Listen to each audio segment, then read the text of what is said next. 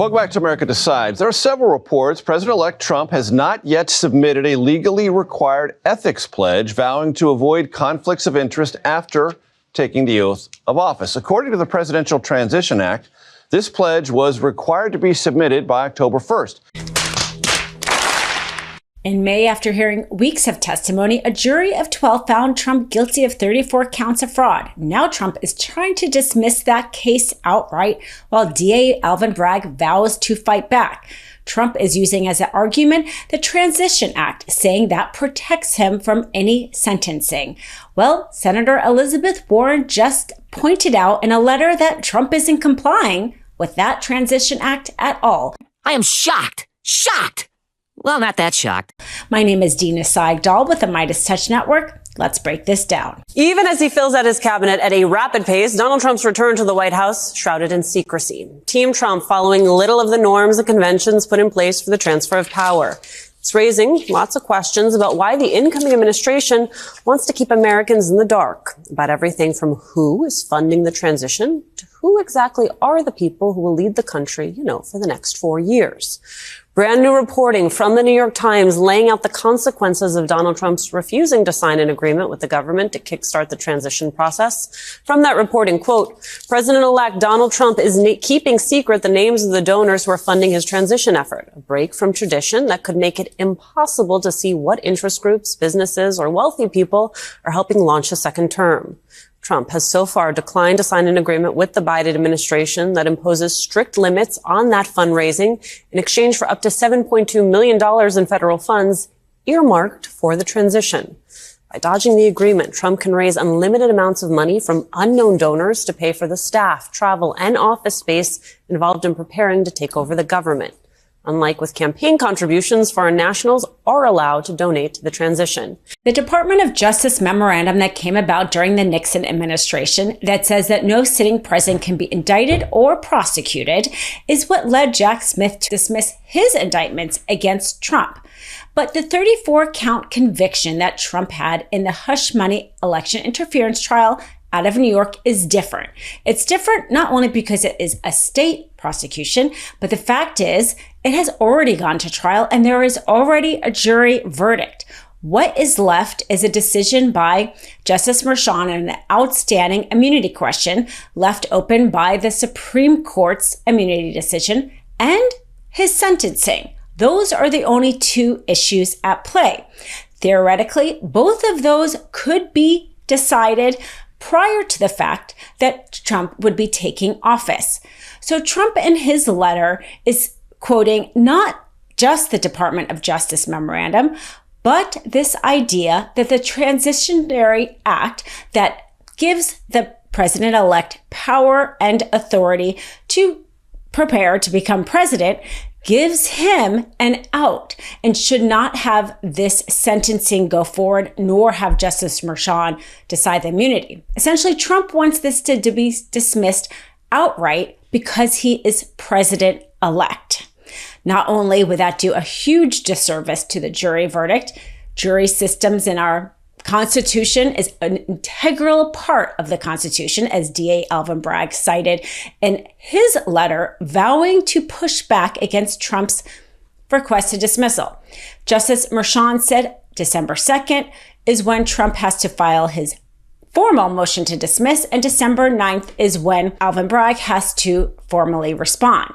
But interestingly, in the meantime, Senator Elizabeth Warren, who is coming out as one of the leaders in this resistance movement by the Democratic Party, has a letter talking about all the ways that Trump is actually not even following the Transition Act, the very act that Trump is citing as a reason to not be sentenced. He is not even following. So let's take a look at this letter, which should be cited by DA Alvin Bragg as one of the reasons Trump should not have this case dismissed, why he should be sentenced, is because he's not even following the very act that he is saying gives him authority to have this dismissed. Trump argues that in order for there to be an orderly transfer of power, he should not be distracted by this conviction in New York, the sentencing, the immunity decision.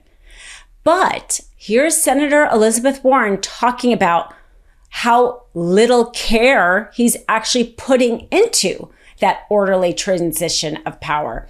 In her letter, she specifically calls it out. It says, quote, "Furthermore, to ensure an orderly transfer of power, the Presidential Transition Act directs the outgoing administration to pursue MOUs, Memorandum of Understandings, with presidential transition teams. By September 1st, 2024, the Trump transition should have entered into an MOU with the GSA regarding the provision of administrative support services. And by October 1st, the Trump transition should have entered an MOU with the White House regarding access to federal employees, facilities, and documents. The Trump transition has said it has an intent to sign those MOUs, but thus far has refused to sign either one.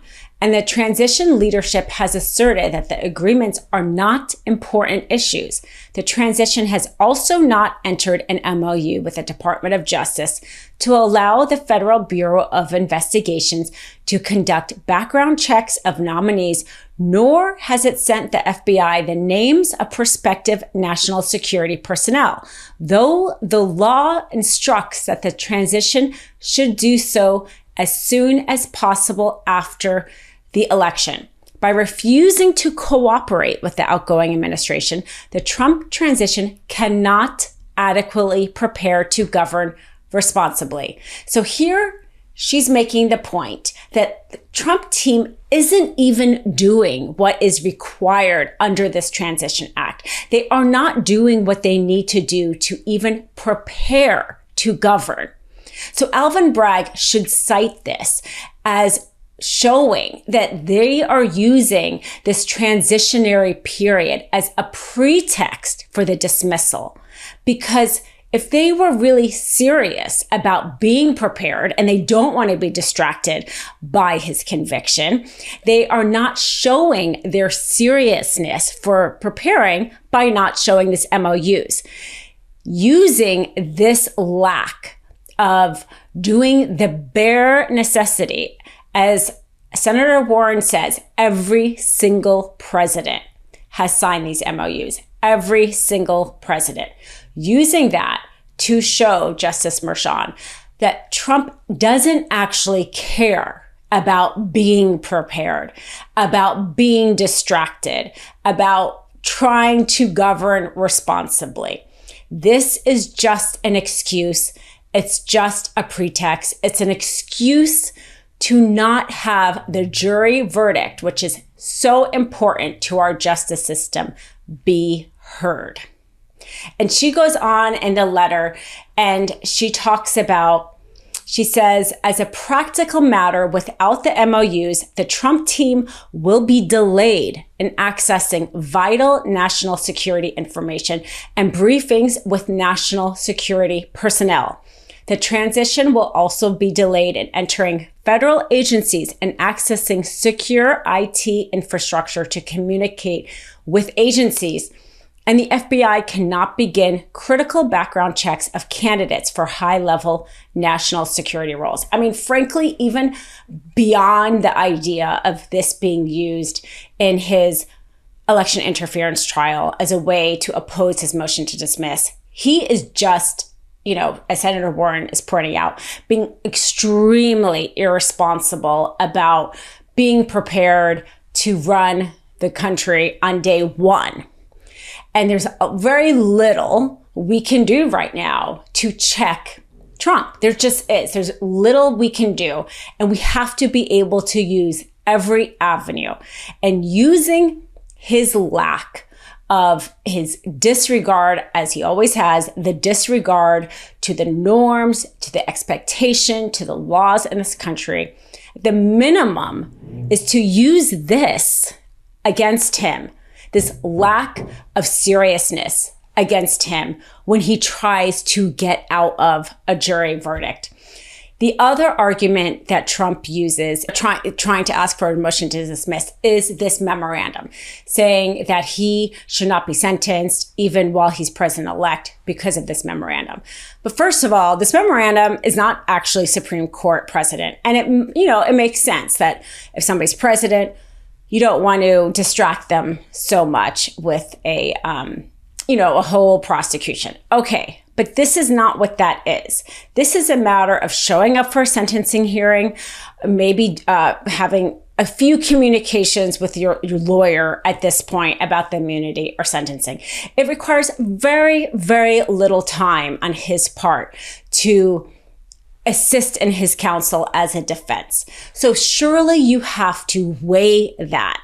This memorandum, we are in a situation that has never been done before. To say that somehow this memorandum or the supremacy clause automatically applies to a president-elect is to completely come up with an interpretation of that has never been done before. You can just as likely come up with an interpretation that says the Department of Justice memorandum and the supremacy clause doesn't at all apply to somebody with president-elect. Certainly, he's not even entering into the memorandum of understanding. So why would the supremacy law apply when he's not even formally, legally president-elect under these memorandums of understanding? He should not have it both ways. So to be able to balance the interests and say, well, if the purpose of the Department of Justice memorandum to not prosecute a sitting president is not because we think a president is above the law, but because we don't want to distract them from doing their job, Senator Warren's letter showing they're not doing their job anyway. They're already not doing the memorandums of understanding.